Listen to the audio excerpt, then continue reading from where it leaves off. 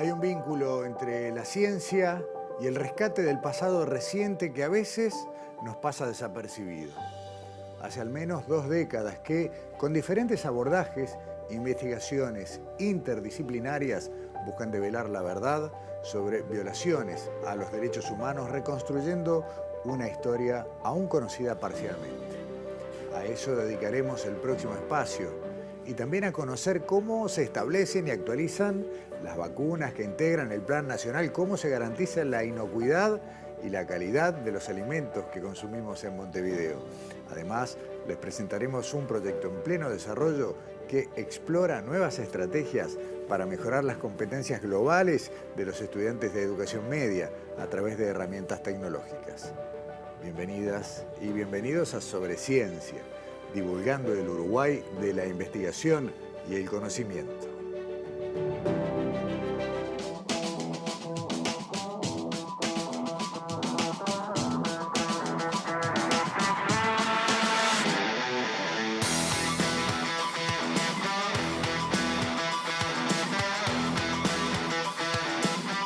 La memoria no puede estar contenida en un único mes, y si bien mayo será en Uruguay el mes de la memoria, y este programa se va a ver a lo largo de junio y más adelante, no queremos quedar apretados por un calendario, por un almanaque. Y en definitiva, la ciencia, como ya lo hicimos el año pasado, y lo mostramos y lo vimos, contribuye desde muchas vertientes a la recuperación del pasado reciente. Arqueología, genética, geografía, agrimensura, antropología, medicina, informática, archivología, geología y algunas otras ramas del conocimiento que estamos omitiendo en esta enumeración rápida, se entrecruzan desde hace ya algo más de 20 años, tratando de reconstruir una parte fundamental de la historia reciente de Uruguay.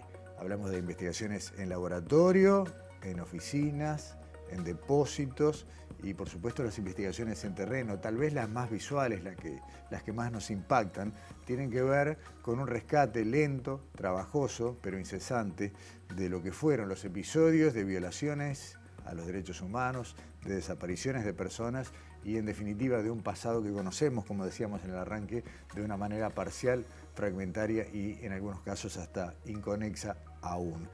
Vamos a repasar el aporte de la ciencia de investigadoras y de investigadores a lo largo de todo este tiempo y le agradecemos muchísimo la presencia en estudios. Alicia Luciardo, coordinadora del equipo de antropología forense que depende de la Institución Nacional de Derechos Humanos. Bienvenida, Alicia. Muchas gracias por la invitación, es correcto, depende de la institución en este momento. Está bien. Desde hace poco, hace 2 o 3 años en realidad, antes dependía directamente de Presidencia de la República. Sí, dependió de Presidencia desde un inicio, con un convenio con la universidad, después con una contratación a los distintos profesionales, pero desde hace algunos años y por ley, ahora la búsqueda es competencia de la Institución Nacional de Derechos Humanos y ellos optaron por seguir con el trabajo de este equipo. ¿Se ha constituido en algún momento también en auxiliares de la justicia, haciendo algún trabajo por orden de algún juez con alguna causa puntual? Sí, hemos tenido la oportunidad de colaborar, digamos, en lo que son aquellas muertes en dictadura, en las cuales había todavía alguna duda sobre realmente lo que había sucedido, la familia había recibido el cajón cerrado, no había recibido explicaciones muy claras sobre lo sucedido y bueno, la antropología tiene una forma de colaborar en esos casos, exhumando el cuerpo y analizando los restos y tratando de arrojar un poco de luz sobre esos acontecimientos alrededor del momento de la muerte de una persona. Ahí confluye, tal vez estamos empezando por un lado distinto, pero es muy interesante. Ahí confluye, digamos, lo que es bueno, el análisis forense típico, pero también una reconstrucción documental. A veces un testimonio, un texto, puede explicar algo que se puede interpretar mejor, ¿no? Hemos visto más de un estudio de ese tipo. Sí, la idea siempre que hay antropología de por medio, te diría que siempre la idea es no limitarnos a una sola cosa, sino el contexto es siempre muy importante. El contexto es importante al excavar, el contexto es importante al investigar preliminar, el contexto es importante cuando examinamos un cuerpo. Entonces, ese cuerpo que vamos a exhumar, en el caso que comentábamos, tenemos que saber todo lo que pasó antes de ese fallecimiento, todo lo que pueda aportarnos un contexto y no solo la lesión que puede tener un hueso o las características de un hueso. O sea, todo eso entra en el paquete para investigar. Alicia, vamos a volver unos 20 años, 20 y poco para atrás, y mientras conversamos vamos a ver algunos mapas que son fruto de una publicación, tal vez la primera publicación que se hizo en Uruguay, donde una investigación científica armada como tal empezó a señalar, a dar pistas sobre lo que podía ser un camino de reconstrucción del pasado, ¿no? Y estamos hablando de lo que fue aquel libro que publicaron Daniel Panario, Ofelia Gutiérrez y la arqueóloga Onega, Elizabeth Onega, y que era el estudio geomorfológico del Batallón 13. Fue un punto de partida. Fue un punto de partida, fue muy importante, es un trabajo muy interesante. Y más si lo pensás en la temporalidad que tuvo lugar, ¿no? Y como esa primera aproximación. ¿Qué puede decir la ciencia desde distintas disciplinas? Porque es interesante cómo está conformado también ese equipo. Entonces, ¿qué puede aportar la ciencia en relación a la posibilidad de enterramientos y hacerlo de manera remota? Y dar cuenta no solo de lo que están viendo en esas imágenes, sino también ellos en el libro plantean la racionalidad del uso de esos campos militares en relación a lo que están viendo en las imágenes. Claro. Es un trabajo súper interesante. Claro. Y que tiene, tal vez como otro mérito, haber sido la base en la cual el recién electo en ese momento, presidente Tabaré Vázquez, dijo, bueno, acá podemos acudir, y un colega, y le voy a robar la frase, Federico Castillo, hace pocos días dijo, fue un gach, ¿no? En aquel momento, hoy decimos fácil, ¿no? Fue un gach dedicado a la recuperación del pasado reciente que se conformó en el año 2005. Después hubo un montón de historias, pero ahí hubo un punto de partida. Hubo un punto de partida, sí, y es sumamente interesante que se rescate eso de la universidad en ese momento. Claro. Habida cuenta de que, bueno, normalmente un servicio de medicina legal de un país no puede atender esta problemática, entonces hay que buscar otra solución. Y fue como muy interesante que la luz fuera hacia el lado de la universidad y ver de qué manera se podía colaborar en esto. Y sí, es una base. Y la otra cosa que te quería preguntar, de estos sitios que fueron marcados tomando fotos de satélite y fotos de un relevamiento aéreo con bastante distancia en el tiempo, en algún momento algunos de estos sitios, bueno, fueron excavados y fue positivo el resultado. Aparecieron restos, ¿no? Corregime si me equivoco en eso. Es decir, en el estudio del Batallón 13 aparecieron dos restos, dos cuerpos, 2005 y 2019. En las zonas concretas en las que el estudio de estos tres colegas marcaban irregularidades en el terreno, anomalías, preguntas, hipótesis, en esos lugares concretos no aparecieron restos. Pero sí en el predio militar como tal. Y creo que eso también te marca un poco la tecnología o las técnicas, hasta dónde te pueden ayudar en la búsqueda. ¿Realmente existía o existe una técnica que te permita con precisión llegar a un enterramiento? Ni existía ni existe. Entonces, lo que sí da es más posibilidades de planear un abordaje y una estrategia y tomar decisiones en campo a la hora de trabajar. De ahí para acá pasó mucho tiempo, algunos restos fueron recuperados, identidades que, bueno, familias que tuvieron una tumba en la que llevar flores, muchos otros que aún esperan, y a partir de ahí se fueron sumando estrategias, ¿no? Por un lado el intercambio con la gente de Argentina, del equipo de antropología forense, que puso mucho know-how también para ayudar, pero ustedes fueron desarrollando una manera propia de entender todo esto y de procesar la información que había.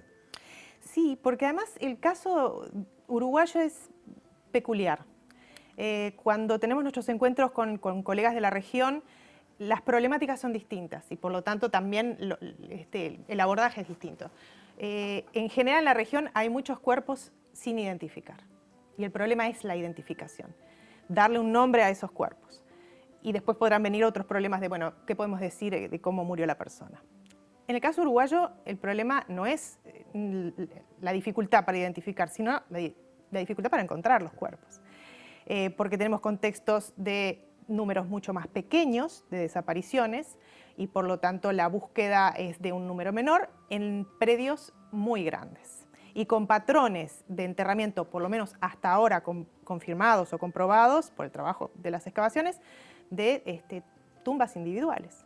Entonces, buscar en 400 hectáreas un cuerpo es distinto que lo que están enfrentando colegas en otros países. Entonces, sí, de alguna manera eso te hace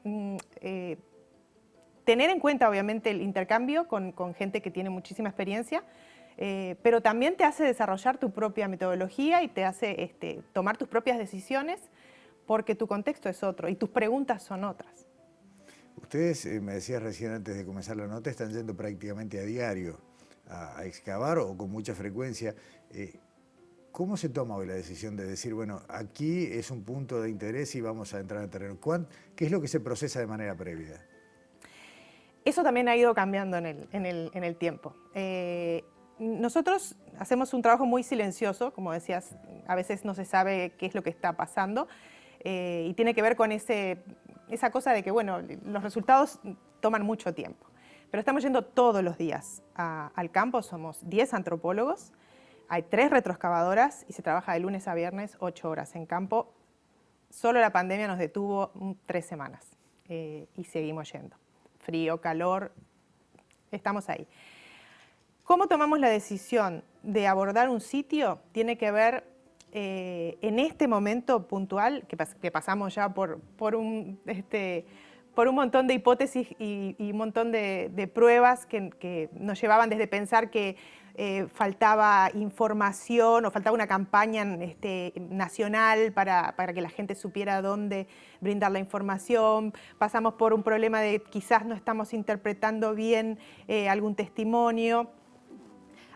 Pasamos también por una etapa en la que decíamos, bueno, la información tiene que venir de las personas que participaron ¿no? en esos acontecimientos.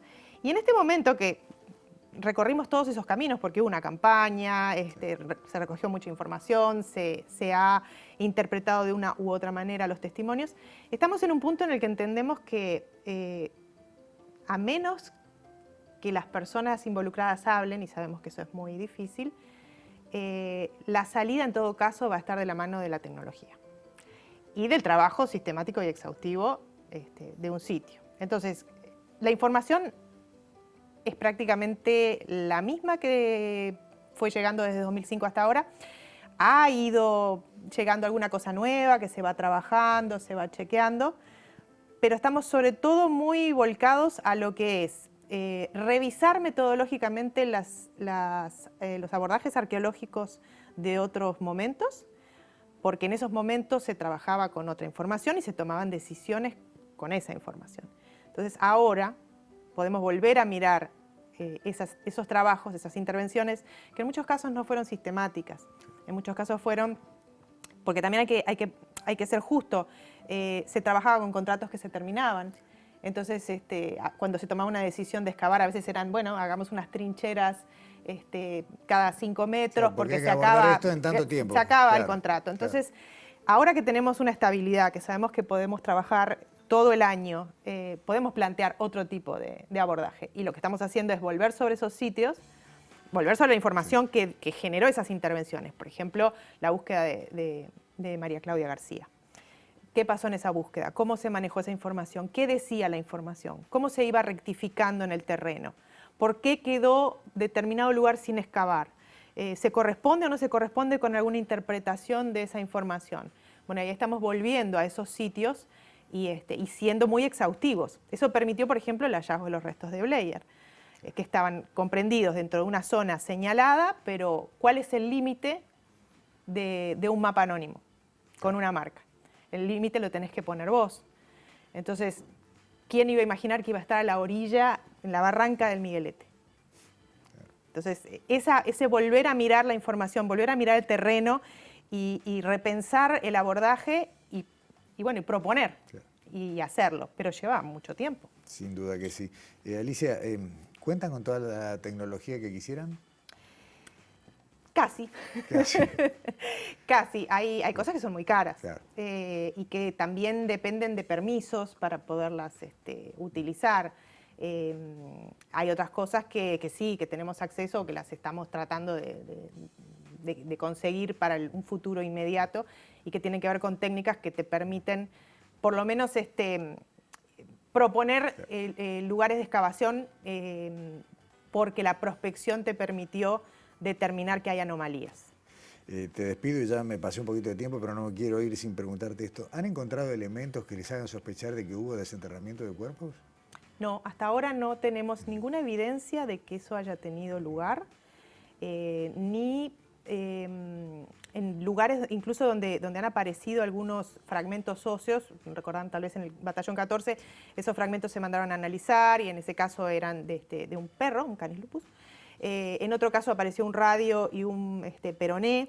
En el batallón 13, en el caso del radio no se pudo extraer ADN, en el caso del peroné sí, y no da coincidencia con nadie de la base genética de Uruguay ni de la región, porque el laboratorio corre permanentemente ese resultado genético. De manera que hay una hipótesis de que esos restos vienen en un relleno, probablemente cercano al cementerio del norte. No tenemos entonces nada que nos permita afirmar que esa operación tuvo lugar. Seguimos siempre abiertos mientras investigamos a cualquier señal en el terreno, incluso el abordaje en campo siempre tiene en cuenta la posibilidad de que tengamos que verificar que hay o no hay un desenterramiento. Alicia, Luciano, muchas gracias por venir. Podríamos seguir horas porque cada caso debe tener también una historia donde la ciencia puso su aporte, pero bueno, la seguimos como siempre. Muchas gracias. Gracias a ti. Primera pausa en Sobre Ciencia, ya volvemos enseguida, no se vayan.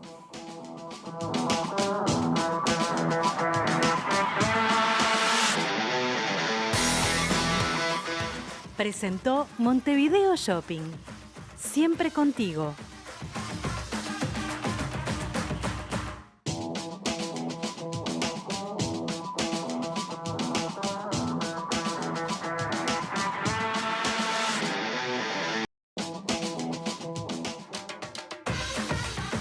Presenta Montevideo Shopping. Siempre contigo.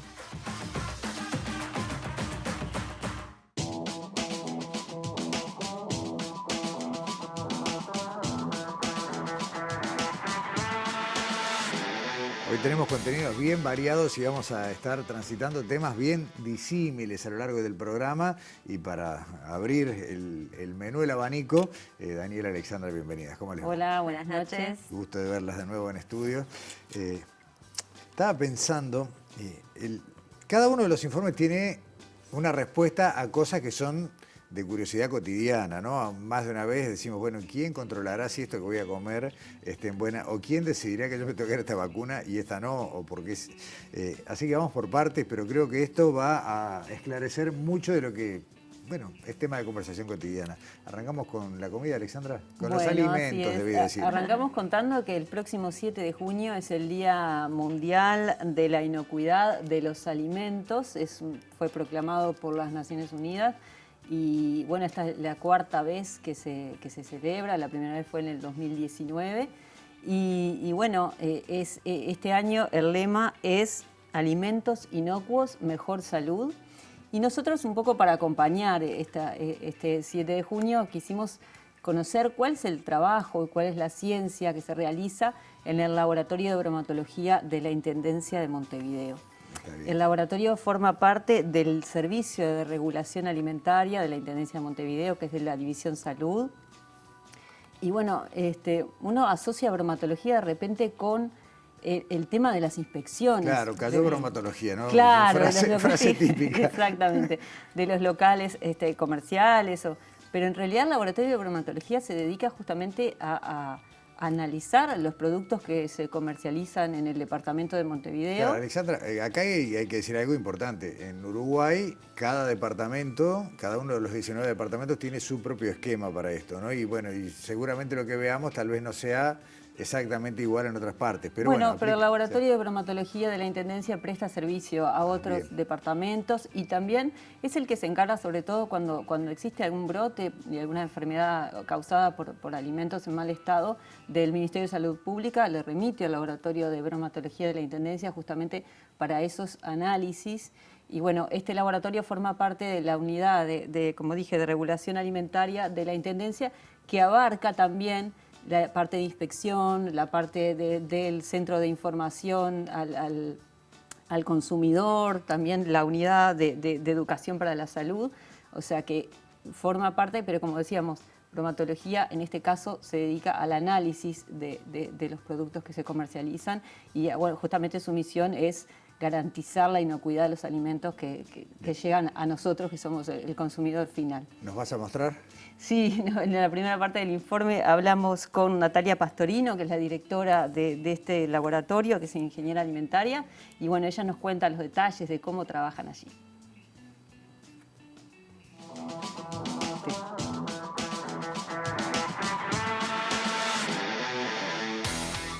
El Laboratorio de Bromatología forma parte del Servicio de Regulación Alimentaria de la Intendencia de Montevideo y lo que hace son los controles de inocuidad de los alimentos que se comercializan en el departamento de Montevideo. El Servicio de Regulación Alimentaria tiene varias áreas relacionadas a los alimentos. Una de ellas es el laboratorio, otra es la parte inspectiva, cuenta con una parte de registro de productos, la Unidad de Educación para la Salud y el SICA, que es el Centro de Información al Consumidor Alimentario.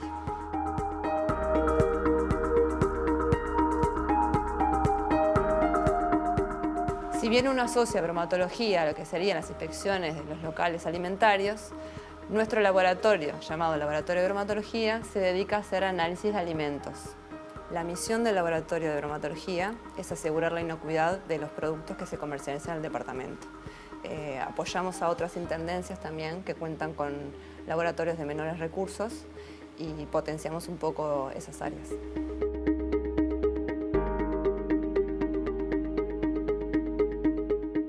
El laboratorio tiene dos áreas, el laboratorio de microbiología y el laboratorio químico. En el laboratorio de microbiología se analizan microorganismos potencialmente causantes de enfermedades transmitidas por alimentos, entre ellos bacterias. Y en el laboratorio químico se analiza parámetros físico-químicos de genuinidad de productos, metales pesados y residuos de plaguicidas.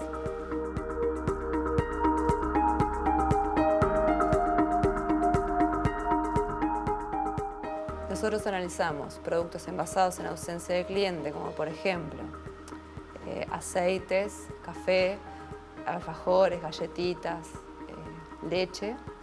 Y además analizamos productos de venta directa al consumidor, como por ejemplo lo que son roticerías y panaderías y productos de venta al peso.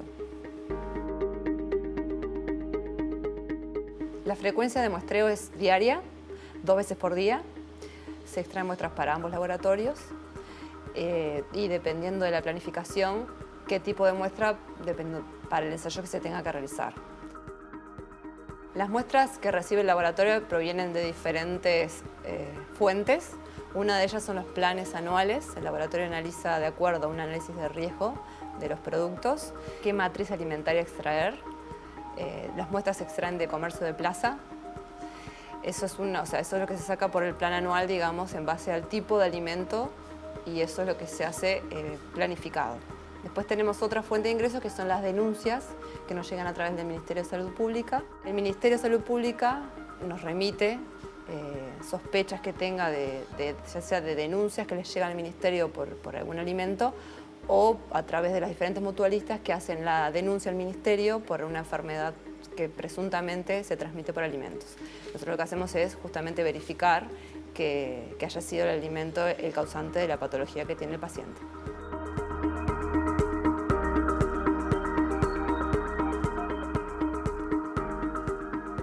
Es tan de la vida cotidiana, Alexandra, ¿no? Es tan, de alguna manera, tranquilizador saber que alguien está... Porque uno compra ciegas, ¿no? Haciendo fe de lo que está consumiendo. Y sí, exactamente. Bueno, nos destacaban la importancia de mantener la inocuidad de los alimentos en toda la cadena, desde el productor hasta el consumidor final.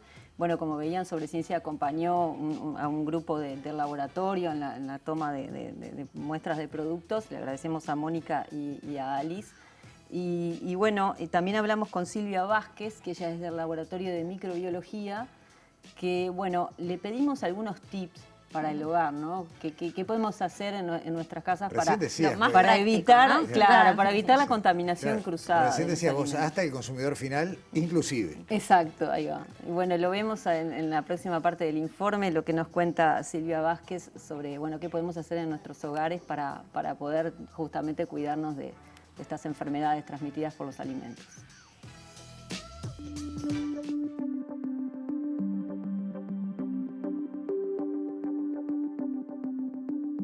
La inocuidad alimentaria se refiere al consumo de alimentos seguros.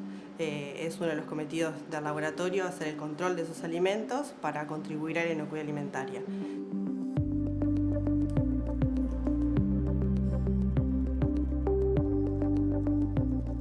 Esa inocuidad tiene que darse en toda la cadena alimentaria, desde el productor hasta el que comercializa, el transporte y por último el consumidor final. Las CETAs, que son enfermedades transmitidas por alimentos, es cuando una persona o un grupo de personas ingiere un alimento que está contaminado y produce enfermedad, que se puede manifestar de diferentes formas, como por ejemplo dolor de estómago, diarreas, vómitos o casos más graves. Dentro de las CETAs, en las CETAs se pueden dar por intoxicaciones o por infecciones. En el caso que se dé por una intoxicación, el alimento está contaminado, por ejemplo, por una toxina producida, por ejemplo, por una bacteria. O por ejemplo por una sustancia química como puede ser un pesticida. En el caso de las infecciones, los alimentos están contaminados por el propio microorganismo, que puede ser virus, bacteria, parásito.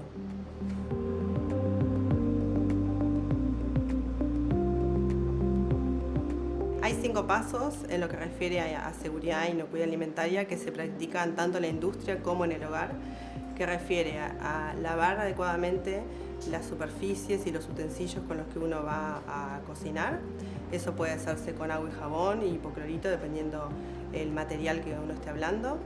Después hay que separar adecuadamente lo cocido de lo crudo, ya sea usar tablas, por ejemplo, para crudo y para cocido diferente, ordenar adecuadamente en la heladera, comenzando la parte de arriba de la heladera con las cosas que están cocidas y envasadas, e ir hacia abajo hasta llegar a carnes crudas y vegetales, abajo del todo.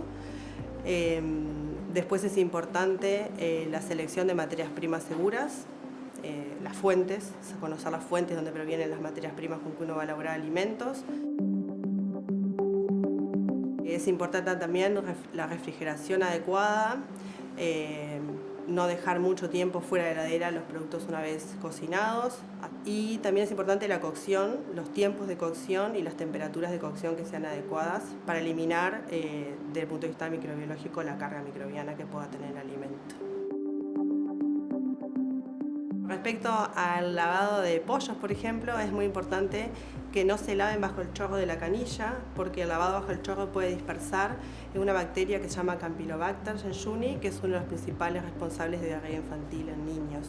Los huevos, muchas personas llegan del supermercado, de la feria, y lavan en ese momento los huevos porque los ven sucios, y eso es una mala práctica. Los huevos no tienen que ser lavados hasta el momento de su uso, porque cuando uno los lava les elimina la película exterior y eso favorece que la salmonela, que puede ser invasiva pero en general está afuera, pueda invadir y entrar y contaminar el interior del huevo.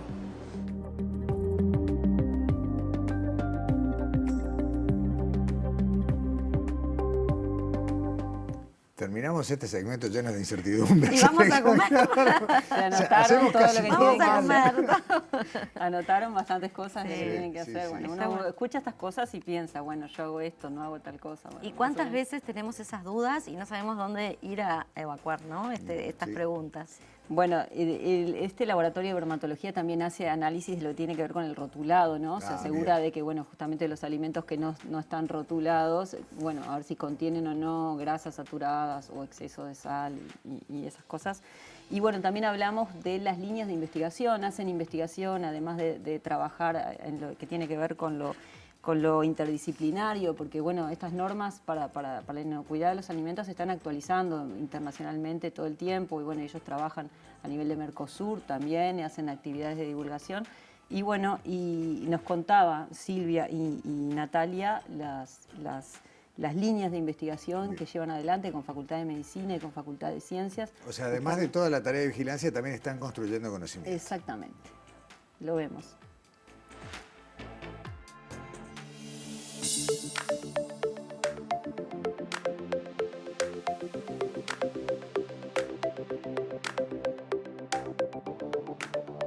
Tenemos convenios marco con la universidad, con Facultad de Medicina, específicamente con el Departamento de Bacteriología y Virología del Instituto de Higiene. Con ellos trabajamos todo lo que son las cepas de patógenas. Y después tenemos un convenio con Facultad de Ciencias, también de la UDELAR, donde trabajamos con el Laboratorio de Trazabilidad Molecular Alimentaria. Con ellos hacemos todo lo que es el análisis de organismos vegetales genéticamente modificados.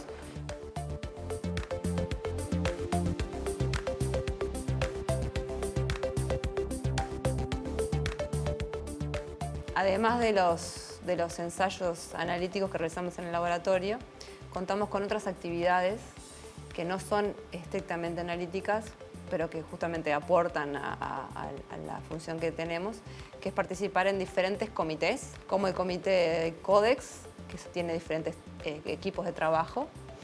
Participamos también en reuniones Mercosur para establecimiento de normativas. Trabajamos además publicando en diferentes revistas científicas y de divulgación de información.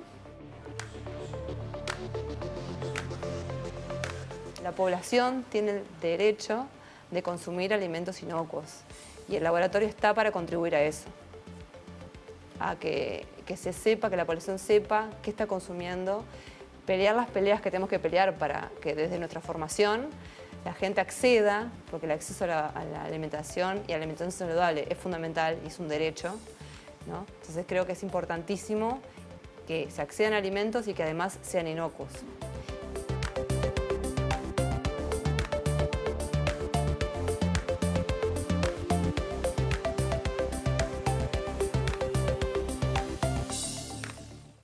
Redondeando el tema, Alexandra, una invitación. Sí, porque el próximo 7 y 8 de junio justamente el Servicio de Regulación Alimentaria de la Intendencia de Montevideo va a organizar en la explanada de la Intendencia actividades justamente para dar a conocer todo el trabajo que realizan y bueno, para fomentar justamente la inocuidad, el cuidado en lo que consumimos, en lo que comemos y bueno, la inocuidad de los alimentos. ¿Repetí, ¿no? Día y hora? 7 y 8 de junio, entre las 10 y las 16 horas, en la explanada de la Intendencia, por la conmemoración del Día Mundial de la Inocuidad de los Alimentos. Perfecto. Muchas gracias, Alexandra. Y ahora, ahora remangate, claro, que vamos a hablar de otro tema que también está en estos momentos, además, en el tapete desde hace varios años por la pandemia, pero que son esas cosas que nos acompañan a los uruguayos mucho, que son las vacunas, ¿no? Y en particular vamos a hablar de las vacunas, del esquema de vacunación y entender qué es y cómo se construye, y de la historia de las vacunas y hasta de la viruela del mono. O sea que vamos a hablar de un montón de temas y vamos a empezar por un poquito recordar la historia de las vacunas porque tiene que ver hacia dónde vamos a llegar. La primera vacuna fue justamente una vacuna contra la viruela en 1796 y bueno, tiene todo un origen en la viruela que afectaba a las vacas y también a los seres humanos. Y bueno, la vacuna de la viruela muy rápidamente fue la primera vacuna extendida a nivel mundial. Incluso acá en la época de la colonia ya existía, Artigas era un gran impulsor de la vacuna antivariólica, o sea, tenemos una historia de vacunación bien interesante en Uruguay. Pero bueno, después vino la BCG, o sea, la incorporación de las vacunas como una herramienta de salud pública. Y eso construye lo que se llama el esquema de vacunación. Y sobre eso justamente es el informe de hoy. Y para eso, para preguntarle qué es, para entender cómo se construye, vamos a hablar con el director de la Unidad de Inmunizaciones del Ministerio, el médico Gabriel Pelufo, que nos va a contar entonces un poquito más sobre este esquema y cómo surge. Vamos.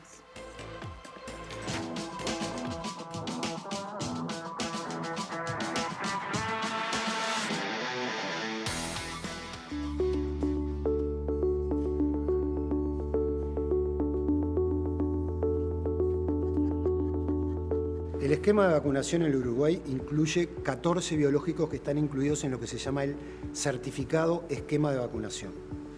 Esas 14 vacunas, algunas de ellas se dan en forma combinada, quiere decir que en un mismo pinchazo, en una misma vacuna, hay 3 vacunas incluidas.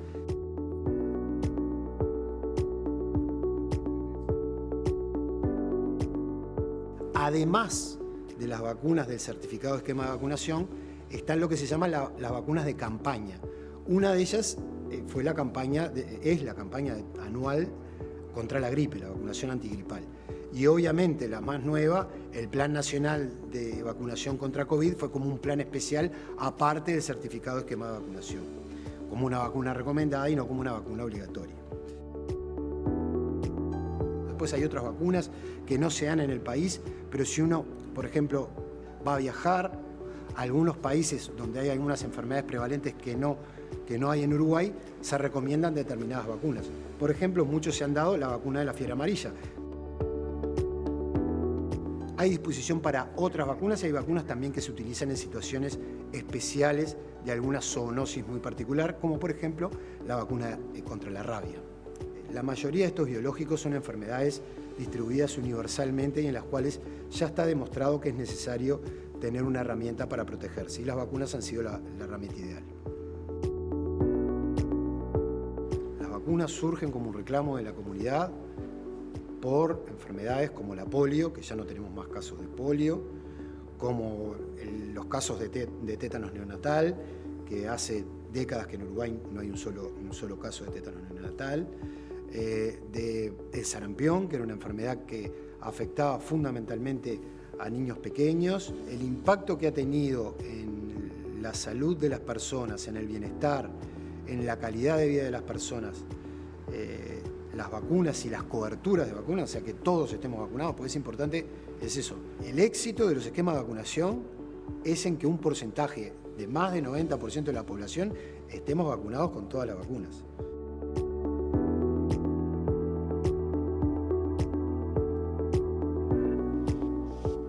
El famoso efecto rebaño. Exacto, Claro, más del bueno. 90 o 95% para que sea realmente efectivo. Recordemos que el esquema de vacunación que existe en Uruguay fue creado en 1982 e hizo la vacunación obligatoria, universal y gratuita. Ese esquema tenía 8 vacunas, ahora tiene 14, como explicaba el doctor Pelufo, pero justamente, ¿de qué habla esto? De una variabilidad, ¿no? El esquema no es algo estático y permanente, sino que se va ajustando. ¿Y cómo? Bueno, un poco lo que va a explicar Pelufo en esta segunda parte, y va a hablar justamente de vacunas que se van, vacunas que entran, vacunas que se modifican, porque el agente que causa la enfermedad cambió, exactamente, y ahí es donde vamos a hablar de la viruela, ¿no? ¿Por qué? Vamos a aprovechar de recordar unos numeritos, unos años. La viruela, como enfermedad humana, fue erradicada en 1978. O sea, y en el 80 la OMS la sacó a la vacuna antivariólica de los esquemas de vacunación. O sea que no se da obligatoriamente en ningún esquema. En Uruguay, por ejemplo, el doctor Ricardo Pou, que es un gran historiador de la historia de la medicina, me contó que fue obligatoria por ley en Uruguay hasta 1911 y que el último caso de viruela en Uruguay fue en Rivera en 1965. Entonces, bueno, ¿cómo responde, cómo se adecua un esquema de vacunación justamente a estos cambios que ocurren a nivel de la salud pública? De eso, bueno, ¿y qué pasa cuando llegan estos episodios como la viruela del mono, ¿no? Sobre eso hablamos entonces con Gabriel Pelufo.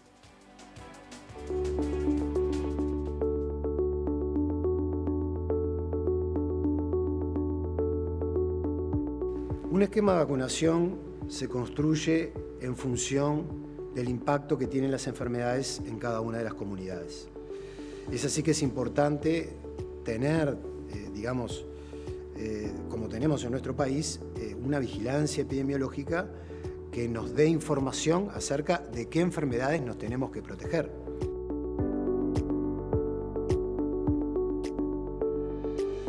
La actualización de los esquemas tiene que ver con cambios epidemiológicos y con el cambio de la salud de las personas. Puede haber cambios que tengan que ver con el diseño de las vacunas y que puede haber una sustitución de una vacuna por una de mejor calidad, que obtenga más respuesta y sea más segura para las personas.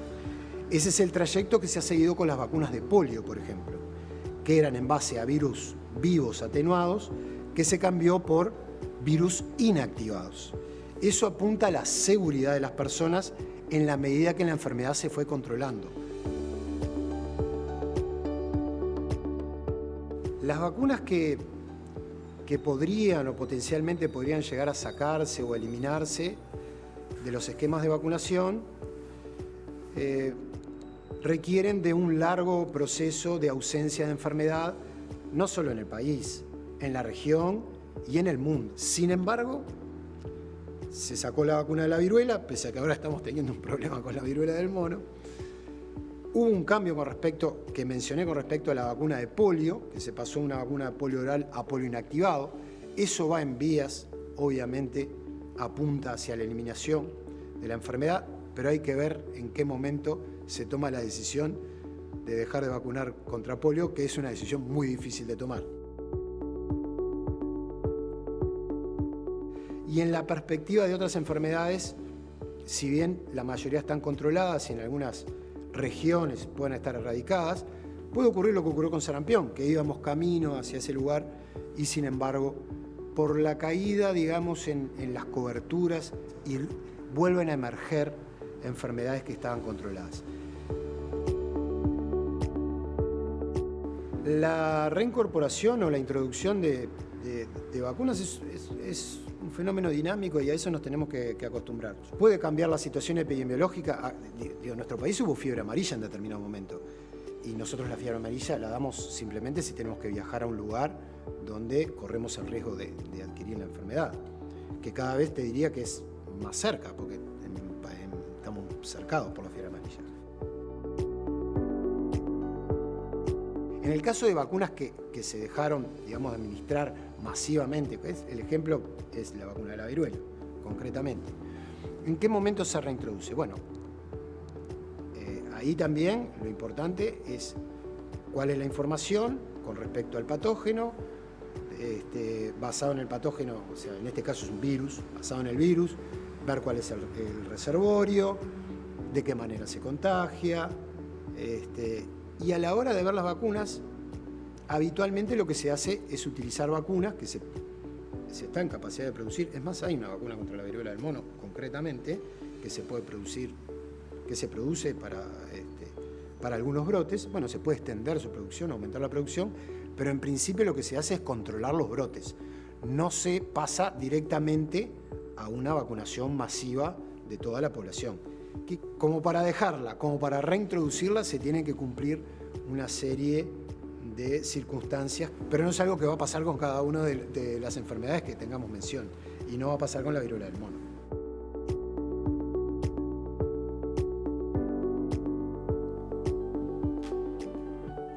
Bien interesante, Daniela, y la verdad que en estos años donde tanto ha sido necesario hablar de vacunas, ¿no? Claro. Agregar un poco de claridad en el escenario es muy útil. Sí, Uruguay ha sido pionero en el tema de la vacunación y como hemos visto, los esquemas de vacunación no son antojadizos, no son lo que el gobierno de turno quiere poner, sino es realmente un trabajo que lleva investigación científica y déjame contar un poquito, hay más de 400 vacunatorios en todo el país. El área de inmunizaciones del Ministerio es el que ejecuta las políticas, pero no lo hace solo, tiene una comisión asesora de vacunas con expertos independientes que justamente están al día viendo si las vacunas que se están ofreciendo son las más adecuadas para el momento y si hay que evaluar alguna más o hay que sacar alguna, como Pelufo lo fue explicando. Es un trabajo constante de actualización, claro, ¿no? Exactamente. Y después está la ejecución de la vacunación en sí misma, ¿no? Los vacunadores y vacunadoras, la Comisión de Lucha Antituberculosa, que es la que distribuye las vacunas, el laboratorio Calmet, que es también el que controla. O sea, hay un montón de instituciones, organismos y personas que trabajan para que a todos tengamos acceso a las vacunas. Y justamente, para terminar, una cuestión que me dijo Pelufo que es bien interesante, es quizás ahora los más chicos, sobre todo, nacen con el beneficio de la vacunación, ¿no? Con enfermedades que ya no son ni presentes ni mortales. Y por eso a veces eso juega en contra, ¿no? del valor que se le da a la vacunación. Pero vale la pena entonces hablar con los más veteranos, escuchar a los expertos, contar cómo la vacunación eliminó enfermedades y bueno, y por supuesto estar al día con el esquema de vacunación. Exactamente, y no quejarse por el pinchazo. Que no duele, mosquito. Daniela, Alexandra, muchas gracias y nos vemos en la próxima. Hasta la próxima. Pausa en Sobre Ciencia. A la vuelta vamos a hablar de educación y de estrategias para mejorar el desarrollo en áreas clave en liceos de nuestro país. Ya volvemos.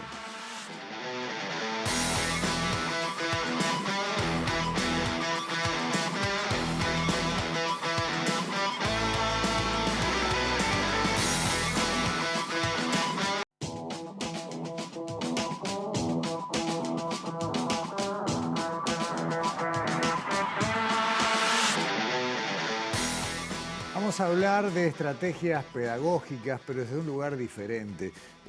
Afortunadamente nos hemos acostumbrado a ver cómo los salones de clase han ido evolucionando a lo largo de, sobre todo de estos últimos años, incorporando computadoras, laboratorios de robótica, sensores, herramientas de distintos tipos que confluyen todas en generar capacidades que adapten a los y las liceales de nuestro país a los tiempos que, no voy a decir que vienen, que en los que ya estamos.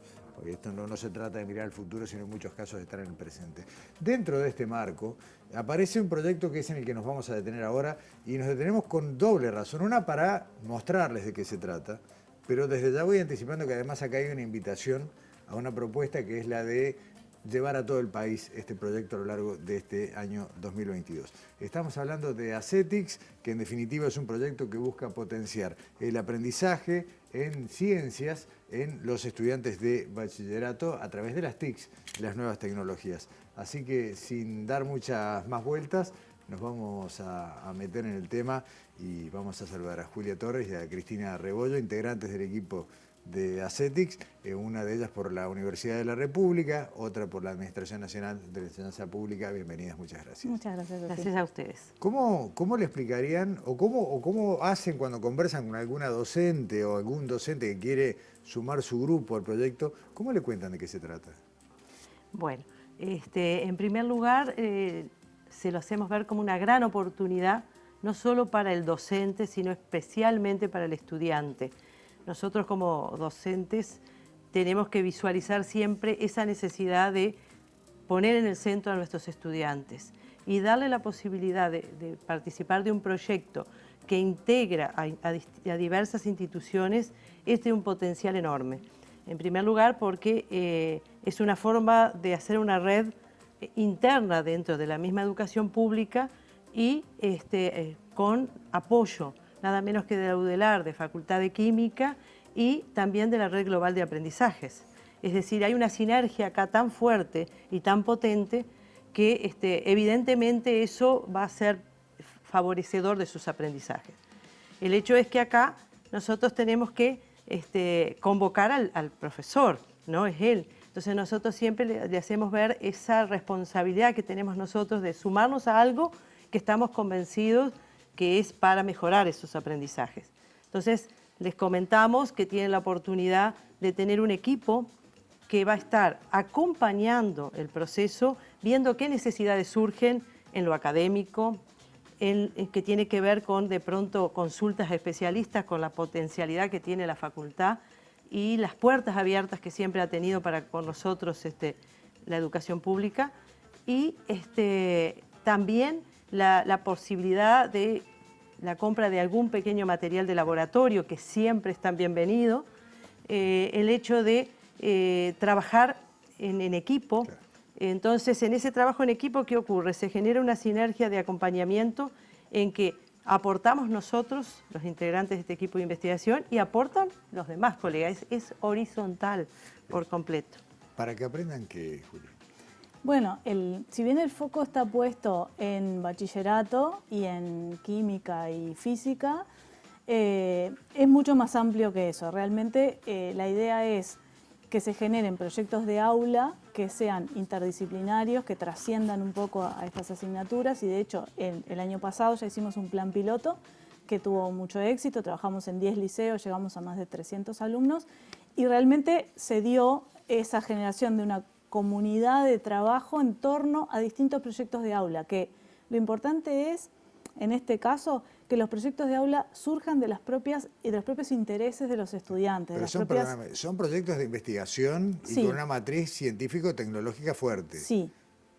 Por supuesto que no estamos hablando de investigación de punta, estamos hablando de proyectos de investigación que realmente pueden ser resueltos por alumnos de bachillerato, acompañados, por supuesto, por sus docentes y por todo el equipo que genera esta comunidad que está como alrededor apoyando todo ese proceso. Como decía Cristina, con expertos, con materiales, con logística, con la parte pedagógica que aporta también el Centro de Formación y Educación. la red. En esa experiencia piloto, la del año pasado, se vieron proyectos que iban de temas tan disímiles como solucionar un tema de logística de una carga de un avión a la contaminación de un curso de agua de la propia localidad o la contaminación de los tapabocas, ¿no? Sí, uno de los proyectos tenía que ver con justamente determinar qué concentración de dióxido de carbono se generaba con alguna persona que tuviera un tapaboca puesto durante un cierto tiempo. Pero después hubo un liceo que solucionó un problema de riego, por ejemplo, en una huerta, diseñando un sistema automatizado, una mano robótica en un liceo de acá de Montevideo. Es decir, no sé, las ideas, como surgen de ellos, nosotros tenemos que estar preparados para cualquier idea. Y por eso nuestra función es más conectar gente y materiales y ayudarlos a conseguir, sobre todo en el interior, que a veces no es tan fácil comprar algunos insumos. Nosotros hacíamos como ese acompañamiento y esa ayuda, ¿no? ¿De grupos de qué edades estamos hablando, Cristina? Y son estudiantes de bachillerato, de 15, 16, 17 años.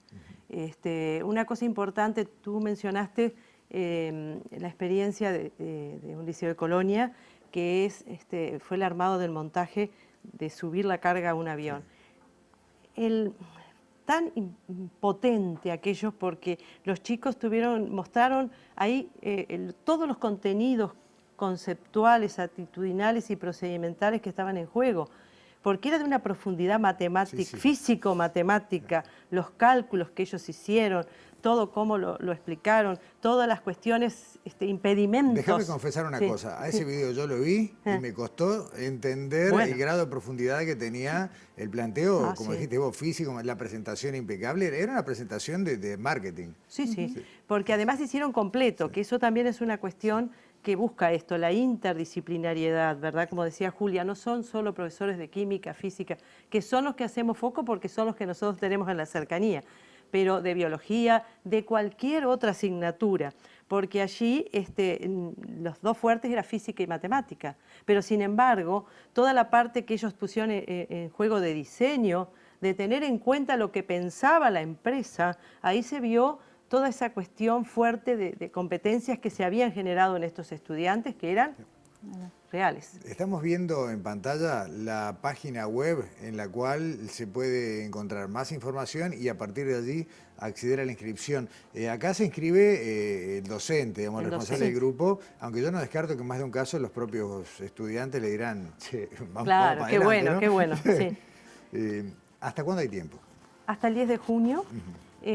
Una cuestión que cuando ingresan a ese link, te pide información sobre el docente y le pregunta de pronto cuántos estudiantes. En esta etapa, si ellos no tienen claro, ponen a confirmar, porque a veces están en esa cuestión de ver cómo van a desarrollar, porque justamente cuando recién iniciamos es que conversamos entre todos para mejorar la propuesta. Y también el título del trabajo tampoco va a estar, o sea, lo que importa es que el profesor tenga ganas de embarcarse en esto, que va a ser de una riqueza en cuanto a generar una comunidad de aprendizaje real entre compañeros en el mismo plano, todos para aprender. Claro. Lo que aprendimos nosotras en todo esto no te puedo decir, y lo que aprendí...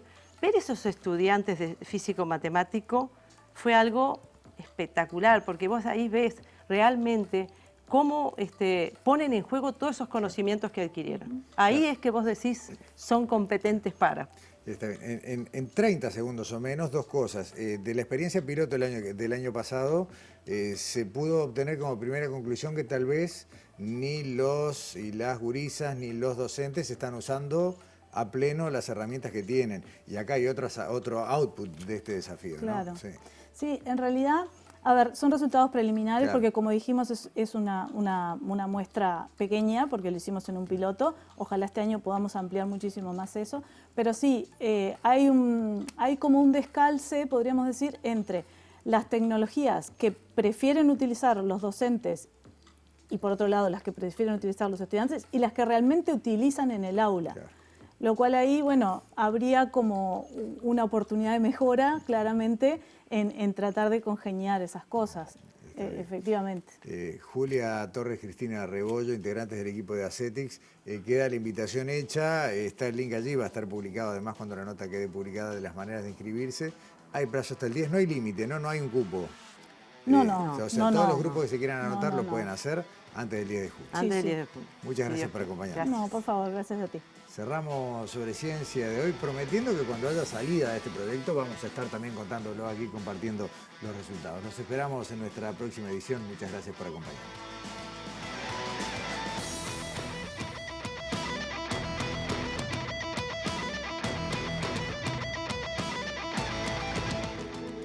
¿Cómo canalizar el interés de los estudiantes de bachillerato y transformarlo en conocimientos? ¿Cómo ayudarlos a desarrollar las competencias que necesitan como ciudadanos del siglo XXI? Para responder a estas preguntas, surgió ACETICS, un proyecto que reúne docentes de Facultad de Química de la UDELAR, del Consejo de Formación en Educación de ANEP y de la Red Global de Aprendizajes. ACETICS propone diseñar y aplicar estrategias pedagógicas para promover el desarrollo de las 6 competencias del siglo XXI y la competencia científica en estudiantes de bachillerato.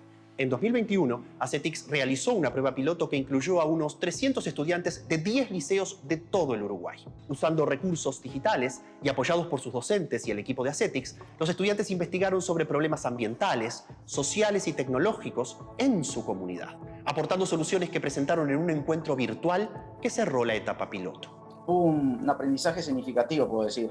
Y estos proyectos que involucran a docentes de distintas disciplinas, ahí nombraron los POITE, nombraron profesores de física, profesores de química, profesores de la UDELAR, trabajando en conjunto, trabajando en equipo. También estamos generando nuevos ambientes de aprendizaje, que eso no es tan sencillo para nosotros en educación media, y alianzas de aprendizaje. Realmente nos sorprendió a las docentes, presentaba el uso de otras tecnologías, una metodología que era completamente nueva. La motivación que yo encontré en varios chiquilines, que incluso quieren hacer facultad de química, fue impresionante. La importancia que se le dio al estudiante y ese sentido de pertenencia que genera en nosotros, que no muchas veces se logra. Yo creo que lo más rico de todo esto fue cómo ellos podían organizarse, trabajar casi de forma independiente, organizándose, qué hacer, cómo hacerlo. Creo que se generó una retroalimentación muy rica entre nosotros. Compartir es lo que nos hace aprender, lo que nos hace crecer. Sumar, generar redes, la vivencia de todo esto revitaliza, carga nuestra energía para pensar en nuevos desafíos. En esta etapa piloto se generaron instrumentos que permiten medir y analizar el grado de desarrollo de la 6C+1 en los estudiantes. Además, se identificaron aquellos recursos digitales que los docentes no aprovechan plenamente en el aula, perdiendo oportunidades de aprendizaje. Ahora llega una segunda etapa que busca extender y generalizar los beneficios del proyecto. Por eso, ACETICS invita a docentes y estudiantes de bachillerato de todo el país a registrar su clase para aprovechar lo desarrollado en esta experiencia. En ACETICS trabajamos para dar herramientas para que el futuro sea hoy.